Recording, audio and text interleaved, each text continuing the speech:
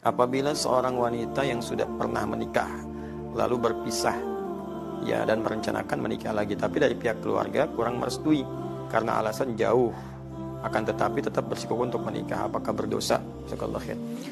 Kasus ini kalau kita lihat dalam Al-Quran, teman-teman buka Al-Quran surah Al-Baqarah ayat 232 ya, wa idza talaqtumuhunna ya fabalaghna ajalakunna fala ta'dhuluhunna an yankihna azwajakunna idza taradaw bainakum bil ma'ruf ya dzalika yu'adzu bihi man kana minkum yu'minu billahi wal yawmil akhir.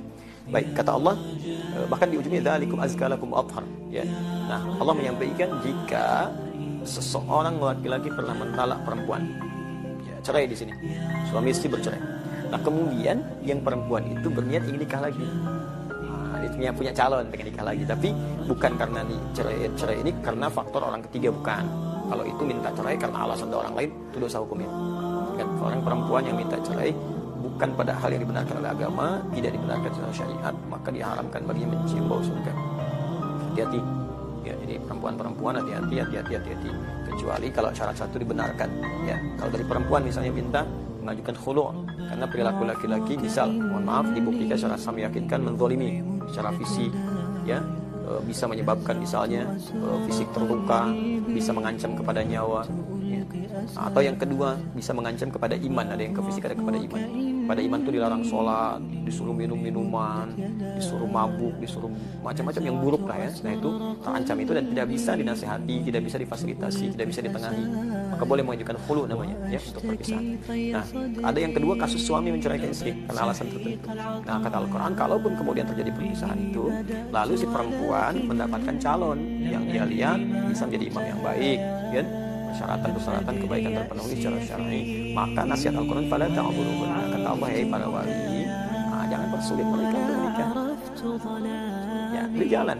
Nah, Al-Quran itu sangat indah, sangat sayang karena tidak mudah status perempuan yang baru berpisah, apalagi di masyarakat disebut dengan nama tertentu, mendapatkan pasangan-pasangan yang bisa membimbing kembali, itu tidak mudah. Tidak mudah, karena itu Al-Quran begitu melihat peluang seperti itu, dicek dulu. Kalau memang orangnya baik, tidak menyulitkan, dan berkomitmen jadi imam yang baik di keluarga, maka permudah, jangan persulit. Kalau tidak mudah menemukan lagi kemudian orang ini membimbing. Jadi itu kondisinya. Ini alasannya karena jauh. Alasan jauh itu kan relatif. Ya, jauh sekarang mudah dijangkau. Ya, ada dengan jauh itu termasuk bukan termasuk secara syariat. Ya, bukan termasuk secara syariat. Coba bayangkan, bukankah banyak juga sekarang orang yang LDR, ya, masya Allah ada hubungan jarak jauh gitu. Nah, tapi mohon maaf, kalau kita lihat zaman-zaman dulu juga betapa banyak orang-orang menikah dan LDR itu sering terjadi. Bahkan dulu nggak ada gadget, ya, nggak ada media sosial, nggak ada telepon sama sekali. Kontaknya paling-paling kontak batin, terus datang kemudian hari. Ya bukankah Nabi Ibrahim pernah terpisah jauh? Ya, tapi bukan alasan kalau ada komitmen untuk datang. Beliau di Palestina, Sayyidah Hajar dengan Ismail kemudian di Mekah, bisa ditengok. Datang, ditengok, dilihat kan perkembangan dan sebagainya. Ini komunikasi sekarang banyak. Jadi pastikan bahwa suami itu amanah.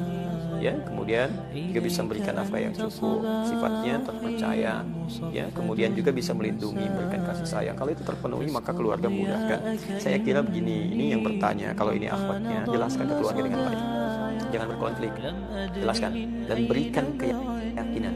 Karena boleh jadi keluarga itu menolak bukan karena tidak mengizinkan, boleh jadi dalam konteks ini ingin melindungi. Nah, kadang kasih sayang itu kalau tidak dikomunikasikan dengan baik, ya, jadi salah paham pada ujungnya dan salah penilaian. Ya, sama hal-hal yang kadang-kadang kita menulis di WA karena nggak ada ekspresi, ya keterimanya bisa lain. Maka jelaskan sepenuhnya, sampaikan bahwa alhamdulillah terjadi hikmahnya Allah kirimkan seorang pasangan yang lebih baik, dia perhatian, dia jujur, dan ini bukti-buktinya keluarganya begini, kenali keluarga dulu, tanyakan. Nah, kalau memang baik mohon ridhonya. Ya kalau ada yang kurang mohon tunjukkan supaya kami perbaiki sebelum menuju ke pernikahan, itu lebih bagus. Ya, jadi daripada melanjut konflik gitu yang tidak dibenarkan. Nah, sekarang bulan Ramadan ya, yang kita ingin sampaikan. Saya kira itu teman-teman, cukup dulu ya. Demikian saya kira, semoga bermanfaat. Jika ada yang benar, itu pasti dari Allah dan Rasulnya sebagai petunjuk untuk membuat kita lebih baik. Tapi kalau ada yang salah, itu mutlak kesalahan saya pribadi. Ya sudah capek kalau digali, ya pasti akan ketemu salah saya. Cukup dikoreksi, nanti saya betulkan, kemudian ambil pendapat ustaz lain lebih baik. Ya itu akan lebih mulia, lebih objektif, dan insya Allah lebih baik insya Allah subhanahu wa ta'ala. Subhanakallahumma wa bihamdika asyhadu an la ilaha illa anta astaghfiruka wa atubu ilaika wa akhiruna wa ala alihi wa sahbihi rabbil alamin. Afu minkum, al hidayat. Assalamualaikum.